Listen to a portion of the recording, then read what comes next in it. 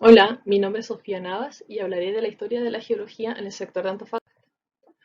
Cuando observamos el borde costero, nos damos cuenta que siempre se caracteriza por tener playas con abundantes roqueríos, una planicie costera relativamente angosta y una abrupta elevación de la cordillera de la costa frente al mar, dando origen al escarpe costero. ¿Cómo se formó este paisaje? Es una historia de 200 millones de años, en la cual agentes erosivos como el agua y el aire interactúan con las fuerzas tectónicas sobre las rocas y dan origen a esta morfología. Hace 200 millones de años nos encontrábamos en la era Mesozoica, específicamente a comienzos del periodo Jurásico. La Tierra también se encontraba un poco diferente en la actualidad. Estaba compuesta por un solo megacontinente llamado Pangea, que estaba en proceso de fragmentación. Al norte se estaba formando la Eurasia y al sur Gondwana. Y estos continentes también posteriormente se fragmentaron. Gondwana se separó en Sudamérica, África, Australia, Antártica e India. La apertura del Océano Atlántico es quien separa África de Sudamérica, y la migración hacia el oeste de la placa sudamericana reactiva la subducción en el borde oeste de ese continente, el cual se encontraba detenido por aproximadamente 40 millones de años. Esto da inicio al ciclo tectónico andino que continúa en la actualidad. El magma producido por la nueva subducción dio origen a un arco volcánico que tuvo actividad mayormente desde el Jurásico inferior hasta el Cretácico inferior, y las rocas de este arco volcánico extinto conforman la cordillera de la costa. Los afloramientos de este arco volcánico se pueden encontrar a lo largo de Chile, desde Arica hasta aproximadamente la séptima octava región, y están compuestos tanto por rocas intrusivas, es decir, que se enfrían en profundidad, como rocas volcánicas. En Antofagasta, las unidades más destacadas son la Formación La Negra, que se encuentran a espaldas de Antofagasta, y las rocas intrusivas de Morro Moreno y Cerro Coloso. Cabe decir que durante el ciclo andino, el cual está separado en tres etapas, durante la primera etapa fue la formación de la cordillera de la costa y se formó en dos subetapas. En esta imagen se puede apreciar en polígono verde a la ubicación de la Reserva Nacional La Chimba y de fondo el mapa geológico correspondiente al sector de Antofagasta, donde está destacado en azul la formación volcánica de la Negra. Una vez culminada la actividad magmática y volcánica en el arco costero, las rocas fueron sometidas a fuerzas tectónicas compresivas que las elevaron topográficamente, alzándolas más de 1000 metros sobre el nivel del mar. Este alzamiento ocurrió en tres pulsos. El primero ocurrió entre el Jurásico superior y Cretácico inferior, el segundo durante el Cretácico superior y el tercero en el Eoceno. Estos pulsos estuvieron acompañados de constantes procesos erosivos, tales como la acción de las olas, lluvias y viento. Y es debido a eso que existe un vacío deposicional entre el Cretácico inferior y el Mioceno. La depositación se reanuda con la formación de la portada. La erosión del mar desgastaba la base de los cerros, haciendo retroceder su límite con el mar, formando el escarpe costero y una plataforma de variación marina labrada en las mismas rocas. Esta plataforma también podía recibir sedimento marino y proveniente también de la erosión de los cerros. Por ejemplo, en esta imagen se puede ver a la formación de la Negra y que tiene esta plataforma de abrasión marina, y sobre ella inmediatamente está depositada la formación La Portada, donde esta plataforma ya fue alzada y se formó una planicie costera. Aquí una vista hacia el sector sur de Antofagasta, donde se observa el Cerro Coloso, y la plataforma de abrasión marina está labrada sobre las rocas de la formación Caleta Coloso. Debido al juego entre el alzamiento y variaciones del nivel del mar, la plataforma fue emergiendo del agua y además comenzó a ser erosionada a diferentes alturas, generando escalones o terrazas marinas. Las edades de estas terrazas marinas varían entre Pleistoceno hasta Holoceno, es decir, desde 2,5 millones de años hasta el pasado reciente. Cabe decir que numerosas ciudades costeras se encuentran construidas sobre estas terrazas marinas. Además, al emerger del agua, la plataforma dejó de recibir material sedimentario marino, pero continuó recibiendo material de la erosión de los cerros, generándose así depósitos aluviales y coluviales. La elevación alcanzada por la cordillera de la costa, correspondiente a más de 1000 metros de altura, comenzó a ser un impedimento para el avance de las nubes hacia el interior. Esto provocó que la humedad quedara retenida en las partes altas de los cerros, lo que también generó que se generaran ecosistemas con las especies de plantas y animales de insectos que aprovechaban esa agua. Por ejemplo, se pueden observar aquí zorros, lagartijas, aves, insectos, líquenes y diferentes tipos de plantas que aprovechan la humedad proveniente de las nubes. Parte del agua que quedaba atrapada en la cima de los cerros se infiltraba a través de poros y grietas en las rocas, formando pequeños acuíferos de forma subterránea. Sin embargo, esta agua no quedaba estancada, sino que comenzaba a migrar pendiente abajo, donde ocasionalmente se encontraba con la superficie, formando manantiales y vertientes. En algunos casos, por ejemplo, según el estudio de Herrera y Custodio del 2014, se encontraron aguas en el humedal La Chimba con edades de 3.000 a 5.000 años. Muchas gracias por su atención. Bueno, ya que acabamos de escuchar a la Sofi que nos acaba de contar sobre la historia geológica del lugar, yo les voy a hablar sobre las cosas que el día de hoy podemos ver en lo que es la Reserva Nacional La Chimba, ¿verdad? Eh, Aprovecho de mencionar que junto con Sofía pertenecemos a la organización Núcleo Geológico Norte, que somos un grupo de geocientistas que nos abocamos en conectar las geociencias con la sociedad. Empecemos. Bueno, aquí vemos una foto sacada desde Google Earth y aquí vemos la ciudad de Antofagasta y podemos ver que justo detrás del ex vertedero, afortunadamente ex vertedero, está la Reserva Nacional La Chimba. Entonces si uno rodea el antiguo vertedero, llega a la entrada de lo que es la Reserva Nacional La Chimba, ¿no es cierto? Entonces, si se fijan, estamos al lado de la Reserva Nacional. Vamos a ver qué tiene para ofrecernos. Esta es una imagen de lo que es la entrada y la bifurcación que hay justo después de iniciar el sendero de la reserva. Como dijo Sofi, hay dos quebradas principales en lo que es la reserva. La quebrada La Chimba hacia mano izquierda y la quebrada Guanaco a mano derecha. Pero incluso antes de entrar a alguna de las dos quebradas, si uno entra a la reserva, inmediatamente uno mira a la derecha, se pilla ya con cositas interesantes desde el punto de vista de la geociencia, ¿verdad? Y una son estas cosas, estas formas que parecen pilares apilados uno encima del otro y que son estratos.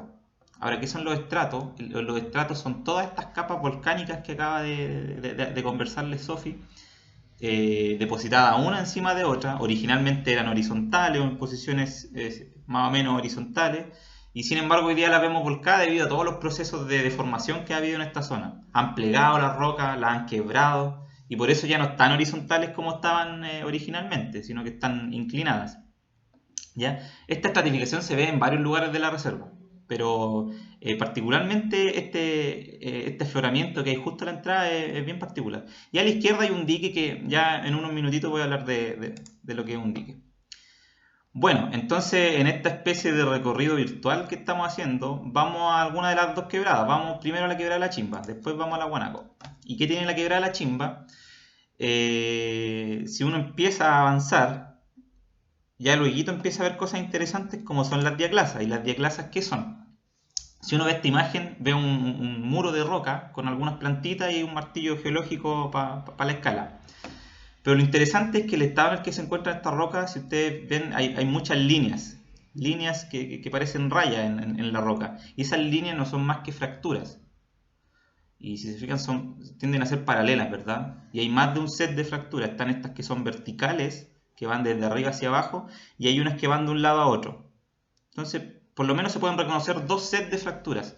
Y estas diaclasas son el producto de toda la deformación que ha afectado a estas rocas. Recordemos que la Sofi nos contó recién que estas rocas tienen 150 millones de años, entonces es mucho tiempo en el que han pasado muchas cosas en esta zona. Y todos esos procesos de deformación que han ocurrido en la zona se ven reflejados y se ven plasmados en estas zonas de fractura llamadas diaclasas. Y ahí, como bonus track, le aprovecho de contar que esas fracturas suelen ser aprovechadas por las plantitas para inyectar sus raíces, y por eso de repente aparecen plantas entre medio de una roca. ¿Qué más podemos ver? Agüita. También hay agüita dentro de lo que es la Reserva Nacional. Al ser unas quebradas tan grandes, tan incididas, bueno, de por sí la quebrada es una incisión. Eh, los cursos de agua, que ustedes dirán cursos de agua en el desierto no pega mucho, no son muy comunes, pero hay poca agua, pero algo hay. Y ese poquito de repente aflora en estos manantiales que se pueden ver en más de un punto en la Reserva Nacional La Chimba. Y obviamente son aprovechados por la flora y fauna del lugar. Ahí Mauricio, yo no me voy a meter con temas biológicos, Mauricio les va a hablar de eso después. ¿Qué más? Tafoni. Los tafones son muy comunes en todo lo que es en todo el territorio de la Reserva Nacional La Chimba y incluso más, no solamente en la reserva, en casi todos los lugares costeros del norte de Chile se aprecian de repente estas como cuevitas en los cerros, de repente son más grandes, de repente son más chicos, tienden a ser esféricos y uno los podría confundir con un pique minero, pero en verdad no son artificiales. Estos hoyitos, estas cuevas son naturales y se forman por la acción de erosión de sal y viento. ¿Ya? El proceso no me voy a detener a describirlo minuciosamente, pero básicamente es sal y viento que erodan los muros de roca y generan estos huecos, estas cavidades. Ahora, aquí de repente son medias cuadradas, pero si son medias cuadradas los tafones en la reserva es debido a las fracturas a las diaclasas que le acabo de contar, generan que estas cosas que tienden a ser esféricas no puedan ser esféricas, sino que generen como cubos. Se ven como, parecen Lego los tafones en la Reserva Nacional. Eso es bien particular de la reserva. ¿Qué más? Ah, y aprovecho de decir que los tafones no solamente están en lugares costeros, porque en San Pedro de Atacama también hay mucho sal y viento, y también hay tafones. Entonces, cualquier lugar que tenga sal y viento, tienden a formarse estas cosas en la roca. Y aquí se vuelven a repetir los tafones en esta foto, como les dije, ocurren en varios lugares de la reserva, pero lo interesante acá es que hay un dique. Y un dique, similar a lo que ocurre con los estratos, uno descriptivamente ve un cerro rayado. En este caso, ve una roca oscura rayada por un pedazo de roca blanca. De repente al revés, de repente son cerros de color claro, como ocurre llegando a Chañaral, si es que alguien ha ido hacia allá, hay unas rayas negras y le llaman los cerros rayados de Chañaral. Bueno, todos esos cerros rayados, esas rayas en los cerros, son diques, o no siempre, pero generalmente son diques, que son trozos de roca metidos dentro de una roca preexistente. Originalmente, todo este sector era una roca volcánica, debido a los procesos que les conversó Sofi, pero por procesos posteriores a la formación de esta roca volcánica, fluidos magmáticos penetraron en fracturas o generaron fracturas debido a la presión, se inyectaron a través de estas fracturas y posteriormente esos fluidos magmáticos se enfriaron y generaron estos diques, se convirtieron en roca básicamente. Y en el caso de la Reserva Nacional los diques son principalmente de cuarzo, ¿ya? Entonces casi toda esta roca blanca es principalmente cuarzo. Bueno, y ya subiendo por el cerro, uno puede mirar esto, puede pararse a descansar en estos miradores bien bonitos que ha construido Mauricio y el proyecto que lleva a cabo con la UCN. Volvamos a la entrada. Y ahora nos fuimos para la casita a descansar y el fin de semana siguiente vinimos a la otra quebrada, que es la quebrada Guanaco. ¿Y qué podemos ver en la quebrada Guanaco? Bueno, también se pueden ver diques y tafones, lo mismo que vimos en el otro lado, pero además se pueden ver algunos depósitos modernos. Y de modernos digo entre comillas, porque tienen algunos miles de años de edad, unos 5 o 6 mil años de edad.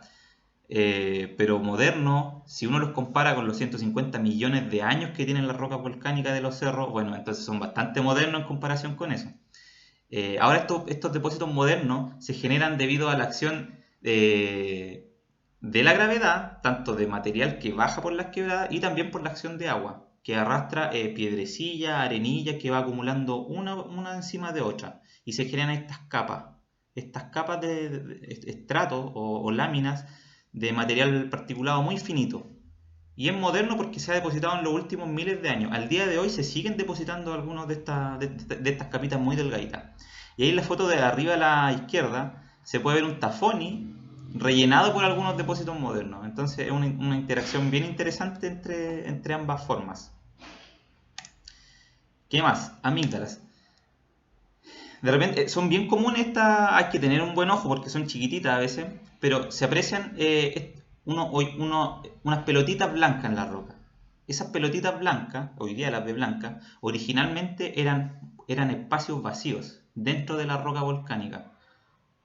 Y aquí yo hago una comparación siempre con una Coca-Cola. Si uno abre una Coca-Cola, se generan burbujas en su interior. Y esas burbujas en su interior tienen solamente aire, no están rellenadas por ningún sólido ni líquido. Con las rocas volcánicas ocurre lo mismo. Cuando estas salen expulsadas de un volcán, tienen burbujas en su interior debido a la desgasificación. Y cuando se convierten en roca, las lavas se convierten en roca, quedan estos espacios literalmente vacíos y que posteriormente son rellenados por uno que otro fluido que pasó por ahí. Me alojo en este espacio hueco y aquí me convierto en roca.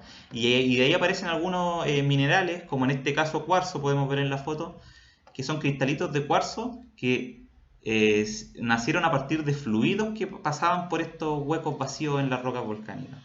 Son bien interesantes. Bueno, y también hay zonas de descanso, ahí para descansar de la caminata larga.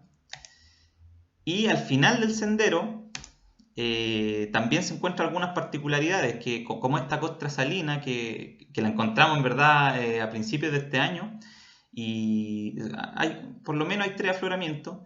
Y costra salina se le llama porque es un pedazo de roca que está puesto encima de la roca volcánica. Y si uno la ve, parecen láminas muy delgaditas de una roca como... ¿Cómo lo puedo describir? Es como una torta de sales, de precipitados, uno encima de otro, que están puestos sobre la roca. Y estos precipitados se formaron a partir de hilitos de agua, pequeños riachuelos, podríamos decir, que pasaban, o agüita que pasa por encima de la pared, y que poco a poco el material particulado que contiene esta agua empieza a depositarse en las paredes de la roca, una capita tras otra, una capita tras otra, y generan estas costras, le llamamos nosotros. Todavía falta investigar un poco sobre el origen de estas, pegadas en las paredes de las rocas del lugar. Bueno, eso es por parte de la geología descriptiva. Espero no haberme confundido mucho, es lo que se puede hablar en 10 minutos. Espero que les haya gustado. Ahora Mauricio les va a hablar sobre la parte biótica. Muy buenas tardes, mi nombre es Néstor Rojas, soy arqueólogo de profesión y en el contexto de la charla Patrimonio Natural y Arqueológico de la Chimba, desde sus orígenes hasta nuestros días, quisiera hablarles el día de hoy sobre las primeras personas que se aventuraron, hace miles de años, a habitar el sector que hoy conocemos como la Chimba. Mi presentación se titula Pesca, caza, recolección y simbolismo en la Chimba, las formas de vida de sus primeros ocupantes. La geodiversidad presente en cada rincón de la Chimba hace de ella un terreno propicio para la llegada de mujeres, hombres y niños desde tiempos inmemoriales.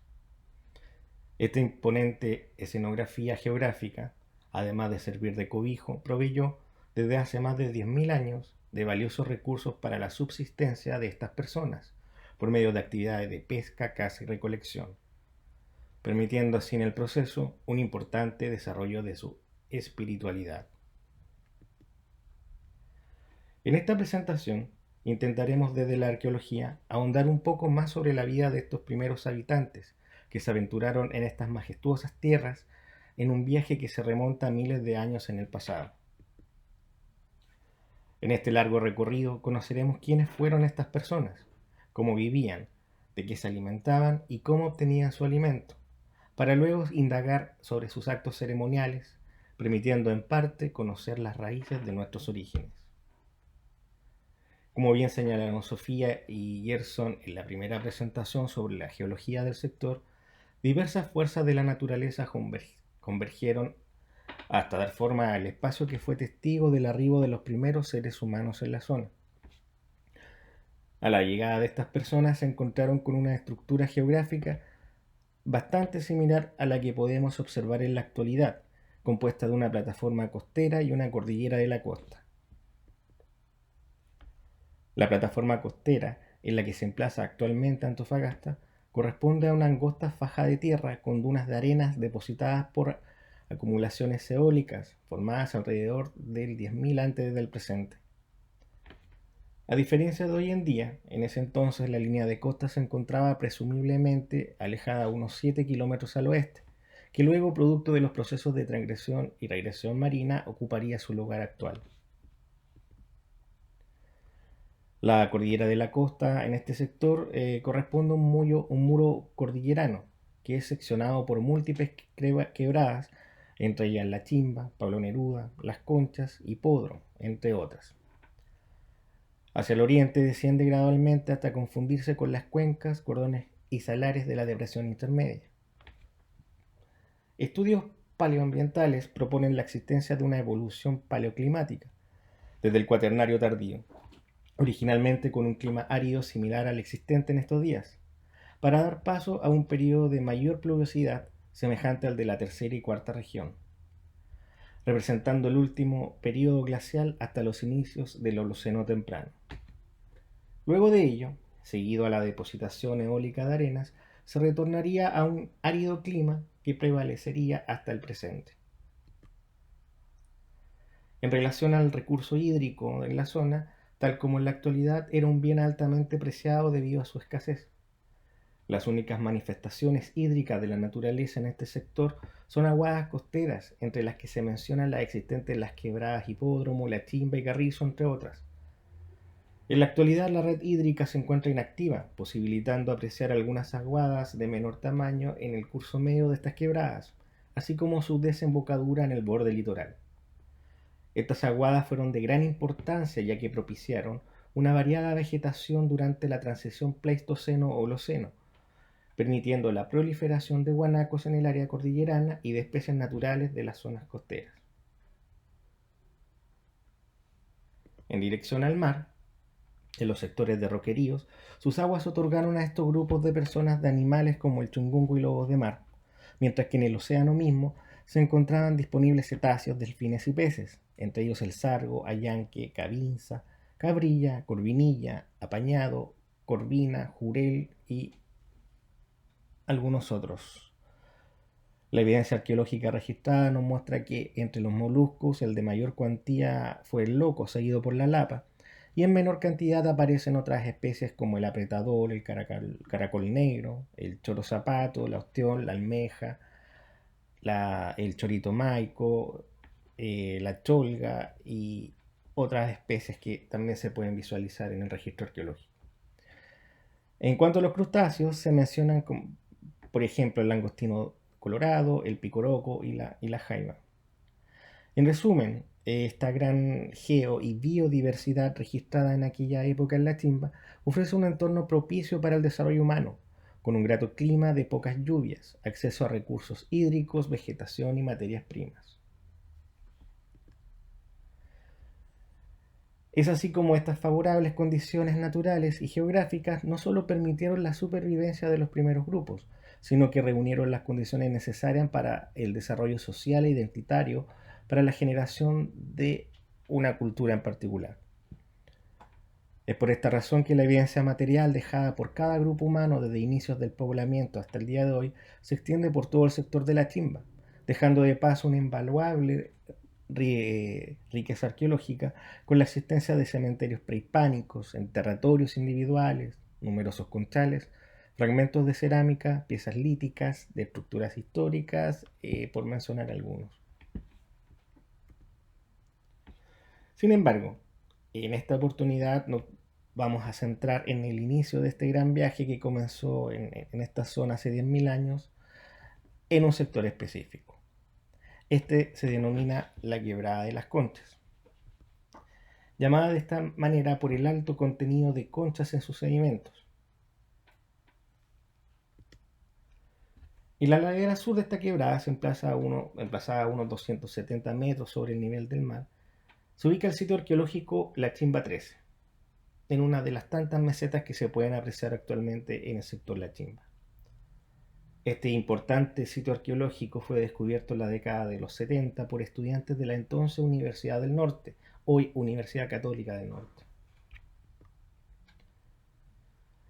El sitio arqueológico se trata de un conchal de alto componente arenoso y con gran cantidad de conchas en su superficie. Sus hallazgos lo clasifican en el periodo arcaico temprano, que va entre el 10.500 hasta el 7.000 antes del presente. En él son advertidas dos ocupaciones. La primera, silitos geométricos, iniciada el 10.280 antes del presente y terminada el 9.460 aproximadamente antes del presente. Y la segunda ocupación, caracterizada por la presencia de litos geométricos, de los cuales les voy a hablar un poco más adelante. El sitio se perfila como un asentamiento costero de economía orientada principalmente a la caza, pesca y recolección, con énfasis en recursos al mar, el cual era complementada claramente con algunas especies terrestres y aéreas. Esto es posible evidenciarlo por medio de restos faunísticos en el sitio, producto de actividades de la caza, específicamente de camélidos, pinípedos, cánidos, roedores y aves marinas. Se presume que gran parte de las presas habían sido destazadas y consumidas en lugares diferentes al sitio, aprovechando sus restos como materia prima para la confección de instrumentos en hueso y trabajo con cuero, maderas y fibras vegetales. De los protagonistas de esta larga historia, no es mucho lo que se puede decir hasta el momento, debido a los casos hallazgos que han sido registrados, sobre todo a la hora si queremos conocer su aspecto o rasgos físicos. Hasta el momento, como les dije, ha sido posible encontrar en la Chimba 13 solo un enterratorio, en el cual yace un individuo masculino, o yacía un individuo masculino, con una edad que va entre los 30 y 40 años, con una estatura aproximada de 1,60 m. Por medio de análisis bioantropológicos practicados, se logró identificar una serie de patologías o enfermedades relacionadas con una vida orientada al mar, con desplazamiento en roqueríos y actividades de buceo. Estas personas debieron estar agrupadas en pequeñas bandas compuestas por clanes familiares que van de entre 20 a 30 individuos, con frecuentes desplazamientos por diversos territorios. Su organización social debió ser del tipo igualitaria, con una asignación de trabajo basada en edad y en las capacidades propias de cada uno de los individuos. Su patrón de asentamiento resulta una incógnita debido a que se piensa que los lugares del campamento estarían bajo el agua en estos momentos, como consecuencia de los procesos de regresión marina que les mencioné minutos antes. Por lo cual es posible conjeturar que prosiguieron un patrón arquitectónico liviano del tipo choza. Sus habitaciones habrían sido construidas en una base circular de piedra, con una estructura de costillas de ballenas y sobre ellas cuero de lobos. Esta hipotética composición resulta útil para protegerse del frío y pasar la noche como para su movilidad, lo que le ayuda a estos grupos a moverse en el espacio físico ocupado. La proximidad del sitio con los predios de caza y a su vez con el mar lleva a pensar en un circuito en que los cazadores transitarían desde sus campamentos costeros, que en este momento, como les dije, se encontrarían bajo el agua, hacia las áreas de caza ubicadas en la cordillera de la costa y viceversa. En cuanto a su tecnología de caza y pesca, un aspecto que resulta básico en estos grupos tempranos son las prácticas de obtención de recursos. El modo de vida de pescador, cazador y recolector es la más antigua forma de subsistencia de los grupos humanos desde sus orígenes, hace cientos de miles de años. Los grupos de antofagastinos se orientaron a recursos principalmente marinos, en complemento de algunas especies terrestres. Aunque se le ha denominado como sociedades arcaicas y depredadores, es bastante coherente pensar, según la evidencia que se ha recopilado hasta el momento, que lograron un ordenamiento de sus estrategias articulando el entorno que les rodea, pudiendo a la vez, gracias a ello, desplazarse por el sector para aprovechar las diversas materias primas que la naturaleza les otorgaba para sus diversas necesidades. Esto también se ha visto reflejado en el registro arqueológico, especialmente en desechos y objetos elaborados en diferentes materiales. La forma de cazar animales, tanto marinos como terrestres, era por medio de artefactos de piedras, o también llamadas puntas líticas, las que igualmente eran ocupadas para su posterior faenamiento con herramientas de diversos tipos, tales como raederas, cuchillos, etc.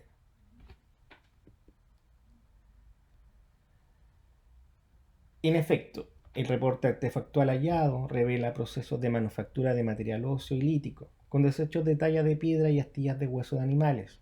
Entre ellos existían escasos objetos terminados y completos, los que se creía habían sido trasladados a otros lugares. Los trabajos en hueso, obtenidos de los mismos animales que pescaban y cazaban, permitieron elaborar instrumentos para desprender y o desconchar moluscos, palillos aguzados de huesos y chuzos mariscadores. Entre los artefactos confeccionados en piedra se distinguen puntas líticas triangulares cortas con pedúnculo ojival y ocasionalmente con aletillas laterales, elaboradas en piedras silicificadas y en menor cantidad basálticas, similares a las puntas menores existentes en Huentelauquén en la cuarta región. Las principales materias primas que predominaban en este sector eran la andesita y el granito, y se ocupaba principalmente para la confección de instrumentos. Abundantes en el sector son piedras como la andesita y la arenisca, que, como les dije, se utilizaban en actividades de molienda y trituración. Las piezas encontradas presentan concavidades que cumplirían funciones de mortero. Las piedras planas con signo de fricción son abundantes, al igual que los guijarros o cantos rodados, usados como manos de moler, percutores de talla lítica, instrumentos de borde afilado, como cuchillos y raederas, raspadores, perforadores y algunas lascas. Es posible que los artefactos antes descritos hayan sido complementados con instrumental especializado de caza, el que destaca el posible uso de la estólica o propulsor, que es un instrumento diseñado para el lanzamiento de dardos compuesto de puntas de piedras unidas a un astil de madera o de hueso. Para intentar explicar la gran diversidad de especies de peces encontrados en este sector, los anzuelos de espina de cactus se configuran como una interesante alternativa. Esto tomando como referencia los anzuelos existentes en el sitio arqueológico de similares características y periodo, como lo sería en este caso H2 en Arica. Lamentablemente, la mala conservación del material explicaría su ausencia en el lugar. Con respecto a los cetáceos, es posible que estas personas esperaran varazones en las orillas de las playas, de los que posiblemente rescataban sus costillas para confeccionar sus campamentos y algunas herramientas de hueso. La recolección estuvo definida principalmente con lo que se conoce como la conquista de la dimensión longitudinal del mar, planteada por el profesor Llagostera, basada principalmente en la recolección de recursos alimenticios desde las orillas del mar, lo que consistían en moluscos de tamaño medio, peces juveniles en pozas litorales y peces seniles en las playas. Pasando al componente espiritual, ceremonial y simbólico que tenían estos grupos humanos. Como se puede ver hasta aquí, las personas que poblaron la chimba contaron con un acabado conocimiento del medio ambiente y poseían un sólido bagaje tecnológico de pesca y caza.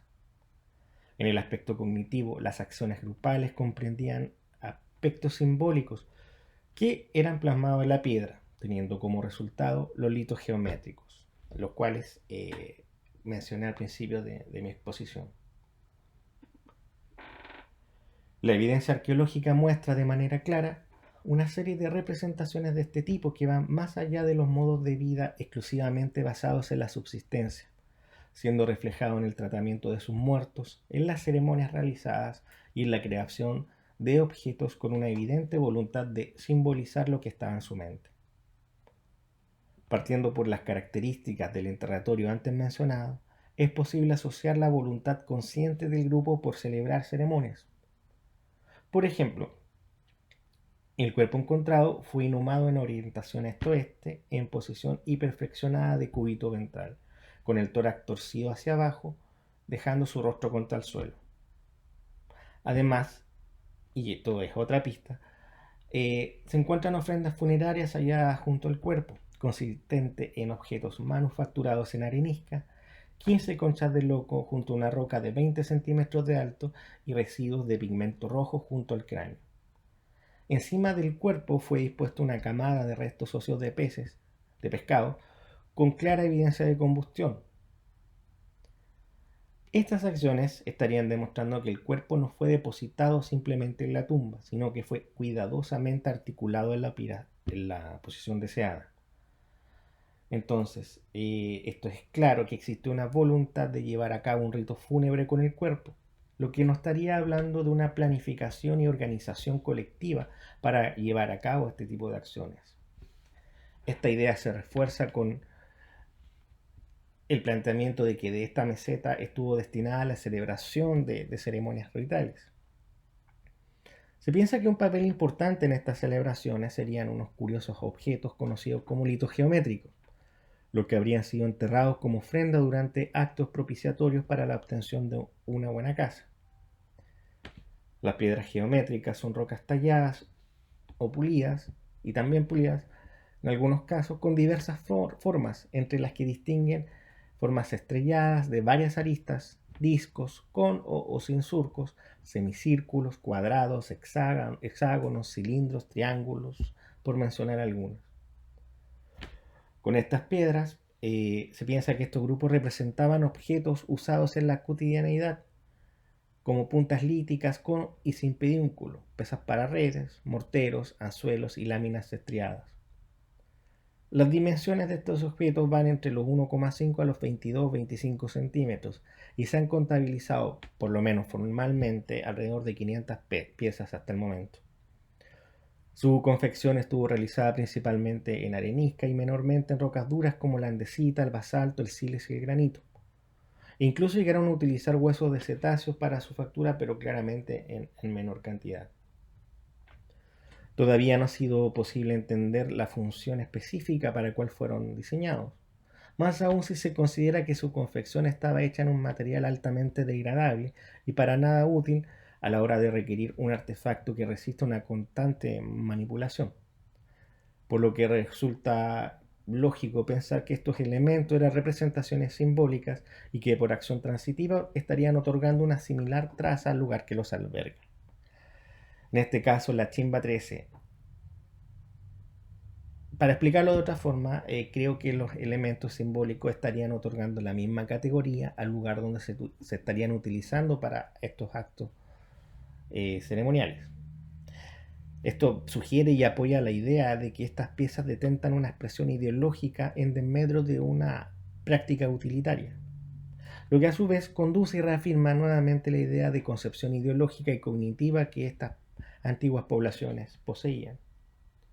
Para explicarlo de mejor manera, el proceso sería así. Primero existió una abstracción mental con un diseño determinado para luego ser practicado y llevado a cabo sobre la piedra.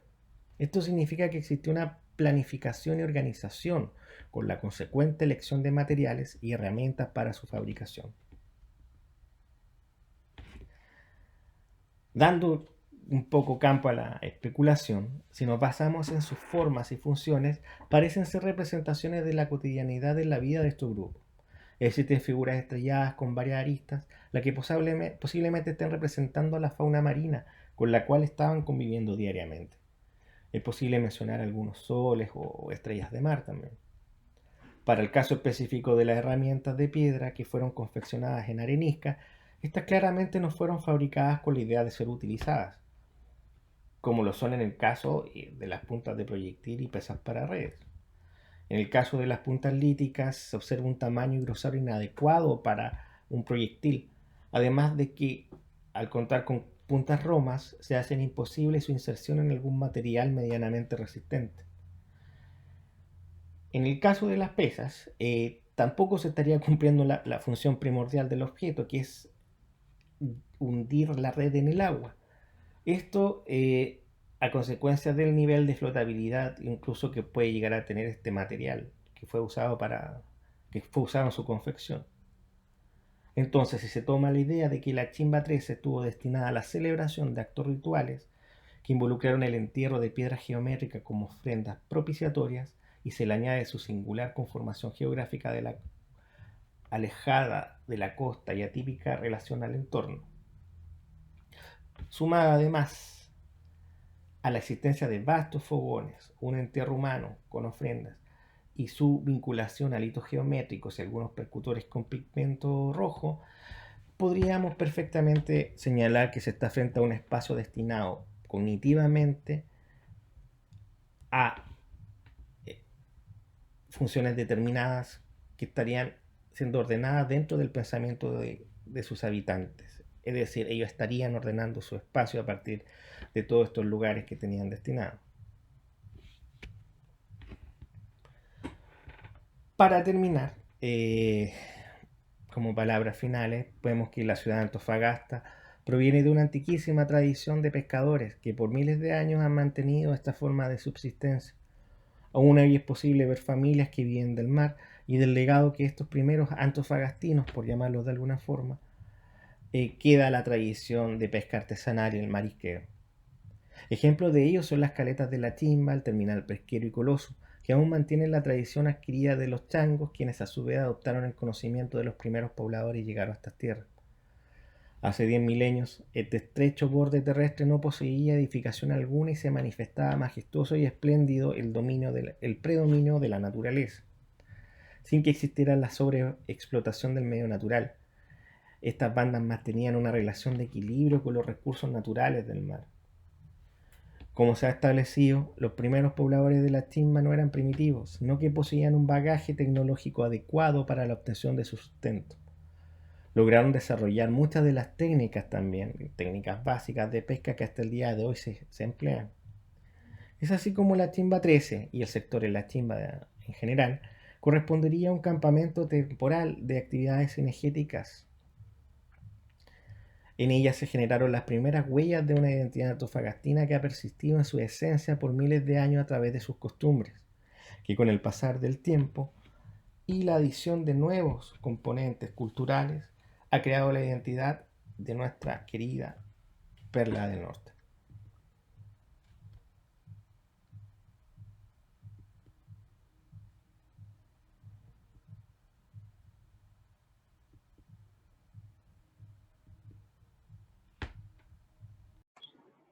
Hola amigos, mi nombre es Mauricio Mora.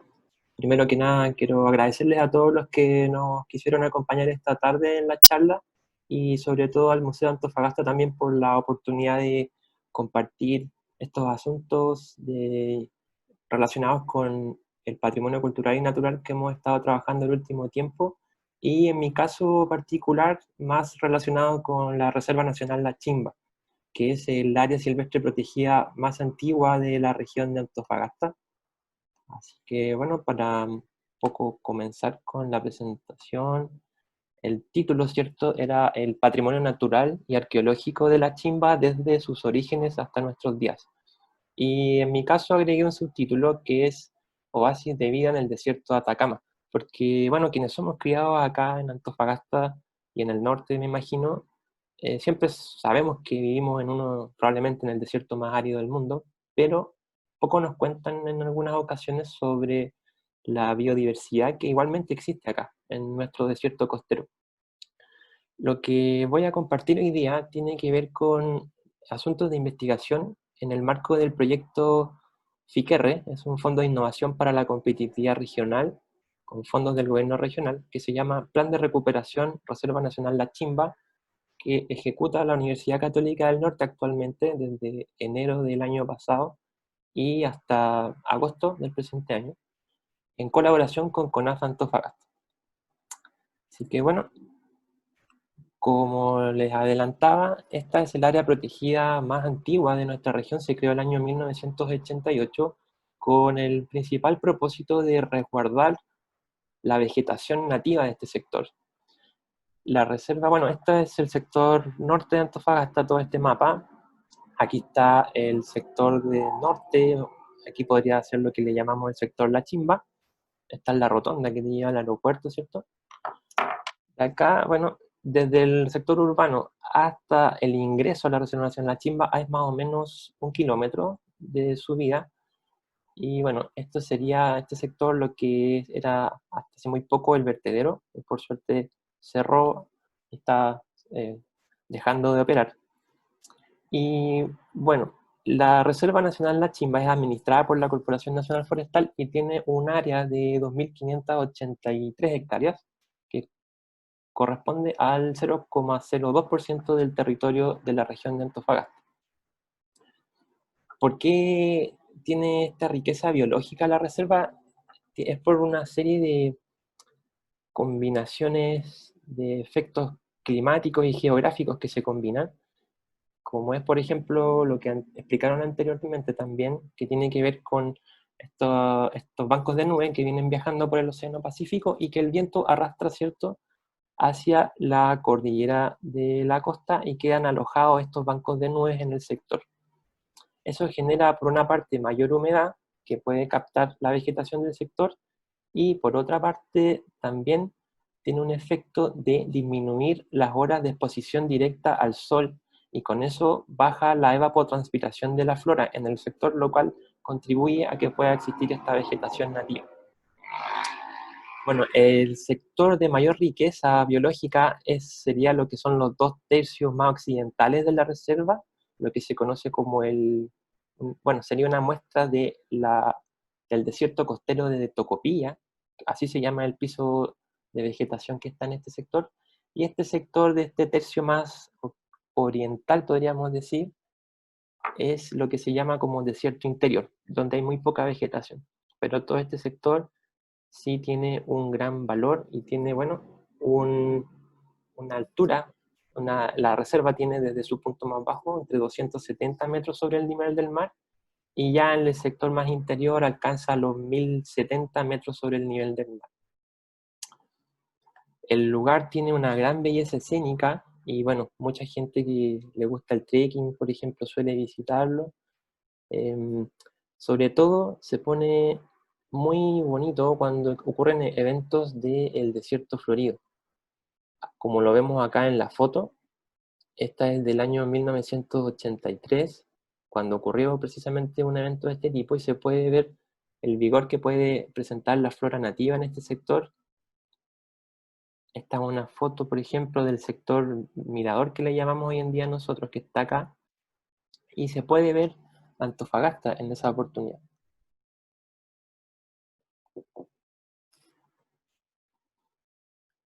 Bueno, en vista de algunas problemáticas ambientales que enfrenta hoy en día esta área protegida y con la intención de contribuir a ayudar en la puesta en valor de esta, desde la universidad, como les contábamos, estamos ejecutando este proyecto en colaboración con CONAF, que tiene estos lineamientos de trabajo. Por una parte, comenzamos haciendo limpieza con maquinaria pesada y luego instalando infraestructura y señalética.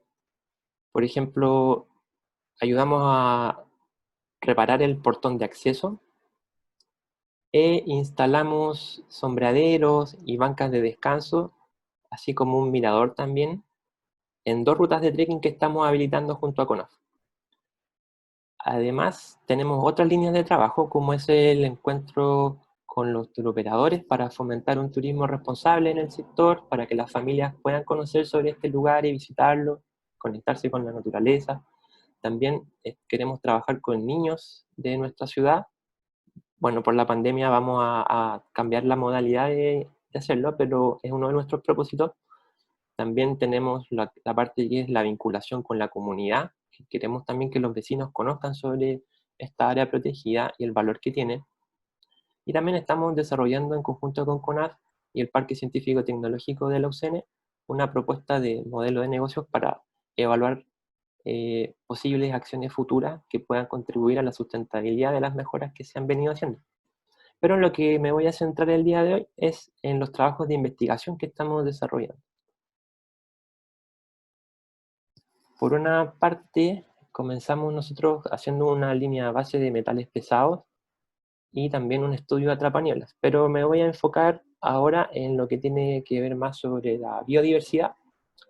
De esta forma, teníamos primeramente contemplado un catastro y cartografía vegetacional que fue desarrollada en septiembre, y luego desarrollamos un catastro de artrópodos, y luego quisimos agregar una línea base de líquenes, un catastro sobre aves, y también pudimos estudiar en el último tiempo la presencia de reptiles y mamíferos. Todo esto en los últimos 9 meses principalmente. Para comenzar con el estudio de flora, si uno empieza a revisar la literatura, los botánicos que han estudiado este sector, los registros un poco más recientes, han andado más o menos entre estos registros como número de especies. Por ejemplo, Salgado en un lapso de 3 años encontró 86 especies de flora en el sector. Hoffman en el año 87, que fue muy lluvioso, pudo encontrar 69 especies. Pinto encontró números más bajos, pero hay que considerar que sus días de trabajo en terreno fueron 1 o 2 días y también no coincidió con años muy lluviosos. Y también lo más reciente, Cultam también con 29 especies en un año que también no tuvo un gran aporte hídrico. Pero bueno, con objeto de conocer hoy en día cuál es la situación de la flora, trabajamos con el profesor Luis Faunde en un catastro de 5 días en la Reserva Nacional La Chimba, que nos permitió recorrer distintos sectores, y con esto el profesor pudo encontrar 65 especies distintas a fines de septiembre cuando él estuvo acá, y además se pudo hacer un análisis crítico de los registros de la flora en distintos herbarios y museos, y con eso podemos decir y corroborar de que existen 88 especies de flora nativa en la Reserva Nacional La Chimba. Acá un poco se ve la categorización que ha podido hacer de esta flora, ya sea si son especies nativas, endémicas o introducidas en algunos casos. Y esto, por ejemplo, nos indica de que si bien Chile ya tiene de por sí niveles de endemismo muy altos, es decir, que gran parte de la flora que aquí se encuentra no está en otros países, más o menos el 50% de la flora en Chile es endémica, en la Reserva Nacional La Chimba, de las 88 especies de flora nativa, el 65% de ellas existen solamente en nuestro país. Además de estas 88 especies, 7 especies solamente han sido observadas en la región de Antofagasta, lo cual ya nos va indicando lo único que es la flora de este ecosistema. No obstante, pocas especies de estas 88 han sido clasificadas respecto a su estado de conservación, pero menos de 10, de hecho. Pero acá podemos ver cuáles son las que hoy en día se encuentran ya clasificadas en riesgo de extinción y que están presentes en la Reserva Nacional La Chimba. Por ejemplo, Copiapó boliviana y Pyrrhocactus recondicus son especies endémicas de la región de Antofagasta. Y Eulenia iquiquensis es esta cactácea columnar muy grande que se suele ver en la reserva, puede alcanzar los 6 o 7 metros de altura, pero que lamentablemente está enfrentando graves problemas de conservación en el norte de Chile. Y, por ejemplo, en el estudio de Raquel Pinto del año 2007, ella indica que de los cactus que ella pudo registrar, el 70% se encontraban muertos, lo cual ya va dando algunos indicios de que la flora del lugar puede estar enfrentando algunos problemas de conservación. Lo mismo para otras especies como Eriopsis rodentófila, Atriplex taltalensis y Cistante cachinalensis. Pasando ya al segundo catastro que hicimos, que fue a fines de diciembre, estudiamos en esa oportunidad los artrópodos, que son un grupo que comprende a los insectos, los arácnidos, los miriápodos y los crustáceos, y que no ha sido mayormente estudiado en este sector. No obstante, cumplen importantes funciones en los ecosistemas donde están presentes, como agentes polinizadores, macrodescomponedores, y también como recursos alimenticios para otros organismos que se encuentran en el lugar. De esta forma, vino un equipo de entomólogos y aracnólogos liderados por Jaime Pizarro Araya y también por Fermín Alfaro y Andrés Ojanguren. Ellos estuvieron entonces recorriendo la reserva durante 5 días y pudieron evidenciar la presencia de un gran número de especies, con 188 especies distintas que se agrupan en 85 familias y 19 órdenes, y una abundancia de 2.852 individuos respecto a lo que se pudo encontrar, y la mayoría fueron del grupo de los insectos. Acá se puede ver ya una clasificación que ellos pudieron hacer, que va indicando los grupos de especies más abundantes, y donde se puede ver que, por ejemplo, los dípteros fueron el grupo con mayor presencia o mayor número de especies, como por ejemplo la mosca flecha, Este es un grupo que comprende a las moscas, los mosquitos y los tábanos. En segundo lugar estuvieron el grupo de las himenópteras, que comprende a abejas, abejorros, avispas y hormigas, como es el caso, por ejemplo, de la hormiga de cabeza roja que podemos ver acá y que fue encontrada en la Reserva Nacional de Chimba. Y en tercer lugar estuvo el grupo de las arañas, como por ejemplo esta araña tejedora orbicular, que ellos registraron también. También, bueno, algunas de las otras especies que se encontraron en el lugar, aquí comparto algunas de las más llamativas, por ejemplo, como la langosta de Ureta, que tiene la particularidad de conocerse solamente para el Parque Nacional Morro Moreno y la Reserva Nacional La Chimba. Es una especie endémica del desierto costero de nuestra comuna, que se alimenta de recursos vegetales. Es un insecto fitófago. Y bueno, tiene entonces un hábitat muy reducido. También, por ejemplo, podemos ver acá esta especie de acá, que es el Calopsoma vagans. Es un carábido que se distribuye entre el Parque Nacional Morro Moreno y se lo conoce hasta Valdivia. También, por ejemplo, está esta mariposa colorada, que está presente en todo el país. Y bueno, es una mariposa que se alimenta de néctar, de las flores anuales que están presentes en el área. También otra de las especies bien llamativas que están en la Reserva Nacional La Chimba es esta de acá abajo a la derecha, que es Transorchestia chilensis. Es un crustáceo de tamaño mediano a grande que puede alcanzar los 20 milímetros, se lo conoce también como pulga de playa, y es un anfípodo que se caracteriza por su cuerpo alargado y estrecho. Y se lo conoce en Chile desde Antofagasta hasta el Cabo de Hornos. Ninguna de las 188 especies que fueron registradas en la Reserva Nacional La Chimba han sido parte del proceso de clasificación del Ministerio del Medio Ambiente. Por tanto, no es fácil saber si se encuentran amenazadas o no mientras no sean evaluadas. Uno de los asuntos que más llamó la atención, por ejemplo, durante el catastro de estos expertos fue cuando ellos descubrieron dos especies de escorpiones que no se conocían,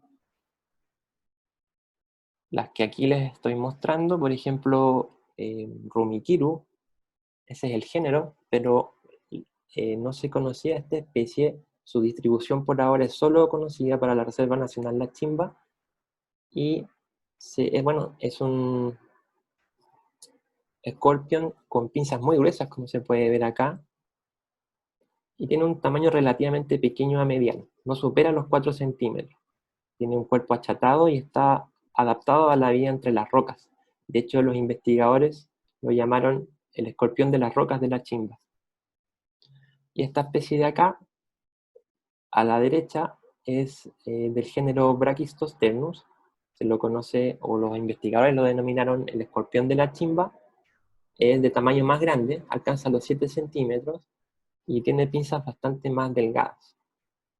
Se lo encontró principalmente en zonas abiertas, con vegetación baja y suelos con rocas sueltas. Ambas especies son cazadores nocturnos que atrapan a sus presas con las pinzas luego de inyectarles veneno con el aguijón que se encuentra en el extremo de la cola. Estas son algunas de las especies nuevas que se encontraron. Hay otras más, pero bueno, en su momento fueron las que aparecieron también en varias notas de prensa. Otro estudio que desarrollamos fue una línea base de líquenes. Para quienes no están tan familiarizados con los líquenes, les cuento, bueno, que son hongos que desarrollan una relación estrecha con un organismo fotosintético, ya sea un alga o una cianobacteria, como se puede ver acá. Y bueno, en Chile el estudio de la diversidad de los líquenes es bastante escaso y de baja profundidad, basándose principalmente en listados florísticos o en zonas de particular interés botánico, sobre todo en algunas zonas del altiplano, oasis de niebla del desierto costero, zonas costeras del centro de Chile, en el bosque valdiviano también, entre otras. Y llevándolo a la Reserva Nacional La Chimba, si ustedes han ido para allá, me imagino que han visto, por ejemplo, en los cactus, estos llamativos organismos y que le dan una gran variedad de tonos, ciertos colores a la flora. Por ejemplo, acá se ve de amarillo, rojo, verde. Lo que está en amarillo y en verde, por ejemplo, esos son líquenes. Lo mismo que acá, pueden estar adheridos a ramas o también pueden desarrollarse sobre rocas. Y son muy frecuentes de observar en la reserva, pero no habían sido mayormente estudiados. En Chile se estima que la riqueza de líquenes está alrededor de los 2.500 especies y para la región de Antofagasta se estiman en alrededor de 250, pero no existían mayores reportes para la Reserva Nacional La Chimba. Habían sido estudiados mayormente, pero lo que es Morro Moreno, ahí se conoce más porque han habido estudios desde la década del 60, pero no mucho en la Reserva Nacional La Chimba, y por eso quisimos investigarlo y para ello trabajamos con el liquenólogo Reinaldo Vargas de la Universidad Metropolitana de Ciencias de la Educación en una campaña de 3 días de terreno. Esto permitió encontrar o registrar la presencia de 33 especies. Estas especies, bueno, se pudieron observar hallazgos relevantes respecto al conocimiento de las especies de líquenes presentes en el norte de Chile. Entre ellos destaca, por ejemplo, la presencia de Diploisia canescens, conocida solo para la región de Tarapacá, por lo tanto, este es su segundo registro observado en el país. Fulvophyton clementi y Lecanactis luteola, que son estas dos que estoy mostrando acá, son especies endémicas que se conocían por las colectas que se habían desarrollado en Morro Moreno. Mientras que Heterodermia folmani es también una especie endémica rara en Chile, conocida en algunos oasis de niebla del norte del país. Finalmente, Lecanografa azurea es también una especie muy rara y muy poco conocida que se había descrito inicialmente en el año 2008 cerca de Iquique y posteriormente al norte de Taltal. Además, uno de los registros bien interesantes que Reinaldo pudo encontrar en la Reserva Nacional La Chimba es esta especie que es Redonia chilena y que se encuentra catalogada por el Ministerio del Medio Ambiente como en peligro de extinción, sobre todo dado su acotada distribución. Por ejemplo, en este mapa que vemos acá podemos ver que solo se lo conocía para la región de Tarapacá en 2 localidades, con lo cual el registro ahora en la Reserva Nacional La Chimba aumenta significativamente su distribución sur.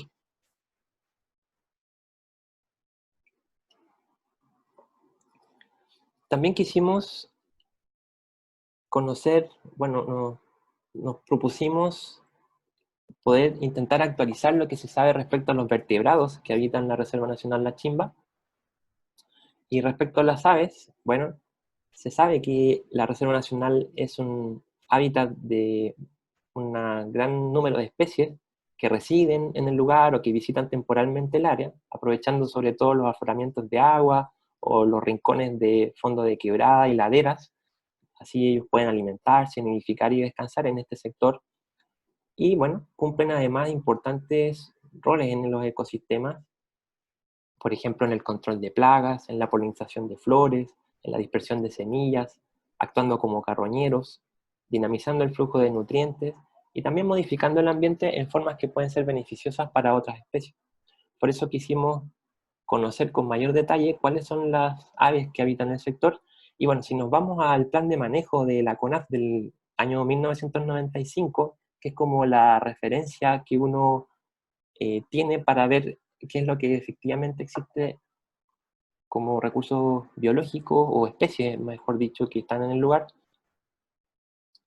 ahí se mencionaban 23 especies. ¿Qué hicimos? Trabajamos con la red de observadores de aves. Ellos trabajan son los administradores en Chile de la plataforma eBird, del Laboratorio de Ornitología de la Universidad de Cornell.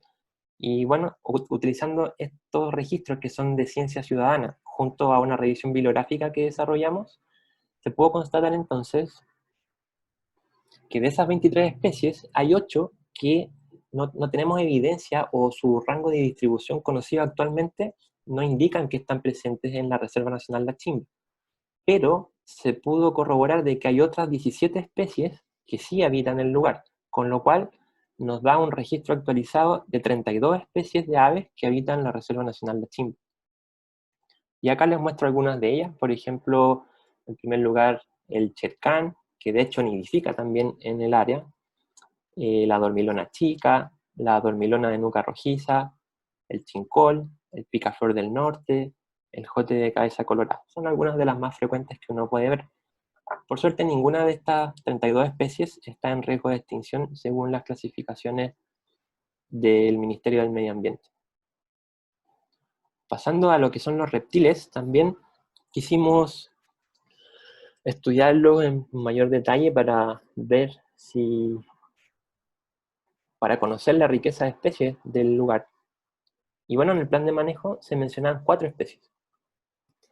Hemos estado registrando con fotografías en cada visita al lugar los encuentros con reptiles que hemos tenido. Y esto nos ha permitido a la fecha descartar 2 registros por especies que no las hemos podido ver o que sus rangos de distribución conocidos hoy en día no coinciden con la Reserva Nacional La Chimba, pero por otra parte pudimos agregar otros 5 especies de reptiles al registro, con lo cual nos da un total de 7 reptiles. Para la región de Antofagasta se conocen 34 especies de reptiles de las 107 que son conocidas en nuestro país. Por tanto, podemos decir que en la Reserva Nacional La Chimba existe más de un 20% de los reptiles que se conocen para la región de Antofagasta, lo cual es una diversidad de especies bastante importante. No obstante, por ejemplo, una especie de ellas, Liolaemus helmichi, se encuentra en riesgo de extinción. Esta es una especie que se la había descrito inicialmente en el año 75 en lo que es ahora el Parque Nacional Morro Moreno, y en el año 2017 había sido también registrada para la Reserva Nacional La Chimba. Aprovecho también para agradecer aquí a don Jorge Mella, es un destacado herpetólogo chileno que nos ha estado ayudando en la identificación sobre todo de estas especies. Finalmente, respecto a los mamíferos, en el plan de manejo se mencionaban 3 especies, el zorro chilla, el piuchén y el lauchón orejudo de Darwin, que es un pequeño ratoncito. No obstante, a la fecha por ahora hemos podido solo corroborar la presencia del zorro chilla, que ustedes lo pueden ver acá. Este es un registro cercano al sector del mirador, que le llamamos nosotros. Y bueno, coloco el mensaje de que dejes siempre tu mascota en la casa, es uno de los lineamientos que tiene la CONAF, que prohíbe el ingreso de mascotas, y es precisamente para evitar que, por ejemplo, los perros puedan atacar a estos ejemplares, o a veces algo que no es tan evidente a la vista, pero también pueden transmitirle enfermedades infecciosas. Por eso es importante, dado que este zorro está presente en el lugar, de cumplir con esas normativas.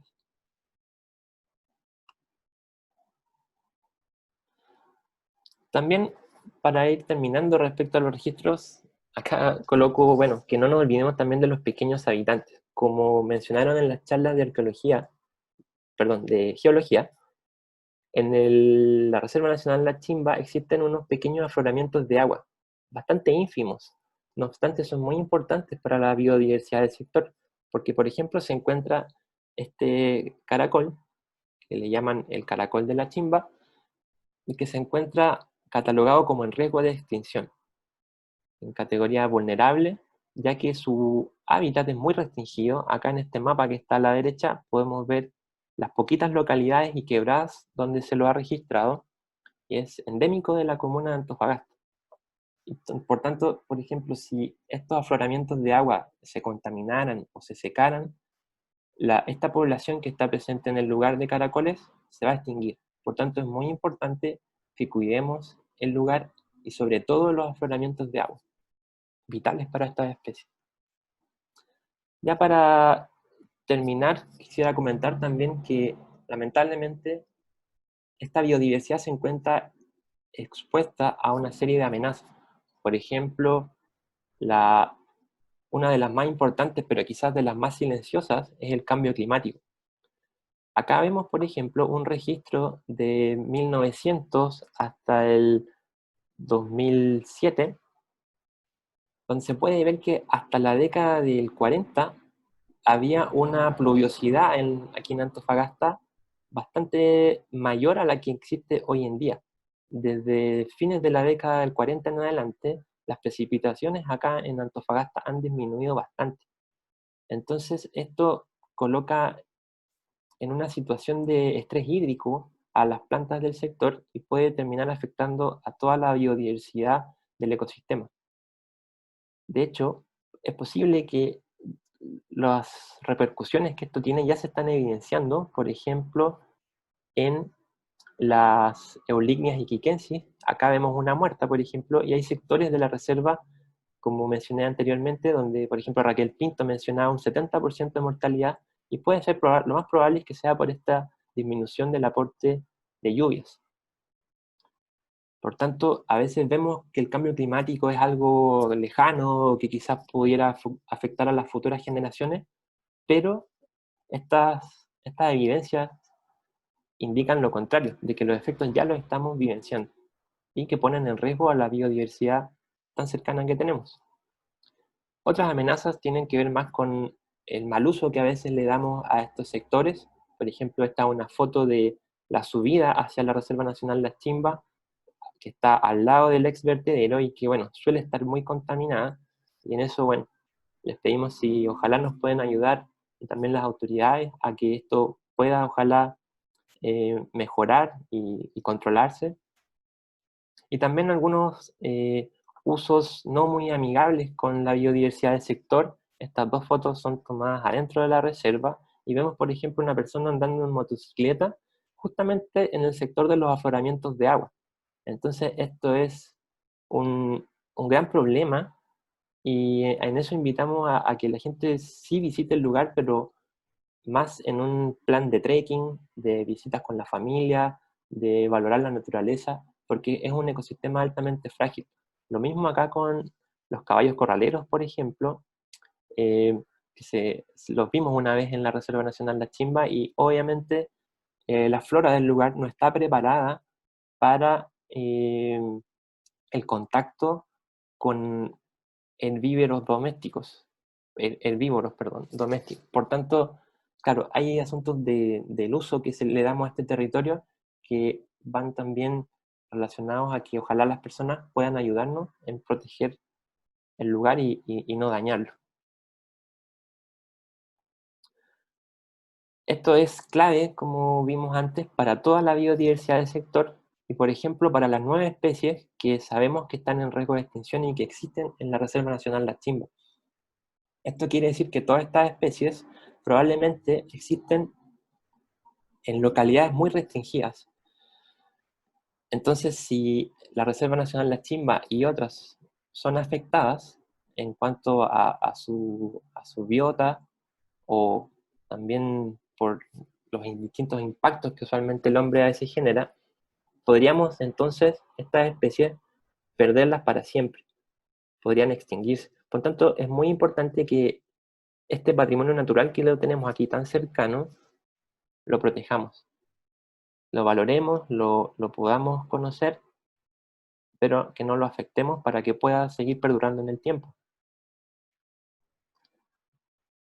Eso era lo que les quería contar. Bueno, los dejo invitados para que puedan visitar nuestra página web si quieren conocer más sobre el proyecto. La página es recuperemoslachimba.cl. También tenemos redes sociales en Twitter y en Instagram. Es la que está acá, ficr-rn La Chimba. Cualquier cosa ahí también está mi correo. Agradecerles su atención, agradecer al Museo de Antofagasta, también al equipo que trabaja en el proyecto FICR. Somos alrededor de 20 personas, las que con distintos roles estamos participando.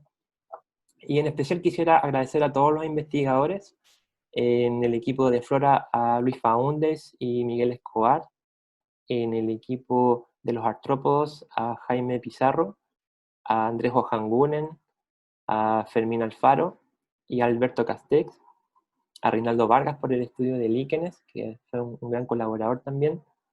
Y en los catastros de reptiles, agradecer, como mencioné anteriormente, a don Jorge Mella y también a Juan Mauricio Contreras, la persona de acá de Antofagasta que nos ha compartido muchos registros muy valiosos. Agradecer también a la universidad por su apoyo en este proyecto y en estas iniciativas que hemos estado desarrollando ya hace unos 2 o 3 años. También a la CONAF por permitirnos trabajar con ellos en estas iniciativas para la puesta en valor del área protegida, y obviamente al gobierno regional por el financiamiento que nos permite estar trabajando allí. Eso era lo que les quería comentar, espero que haya sido de su interés. Nosotros en los próximos 3 meses vamos a estar con algunas otras novedades, así que los invito a seguirnos en las redes sociales, ahí vamos a estar comentando algunas sorpresas que estamos trabajando actualmente. Y bueno, mandarle un gran saludo y un abrazo a todos, que se cuiden, no se expongan al virus, y bueno, eso. Cuídense harto y agradecer la invitación.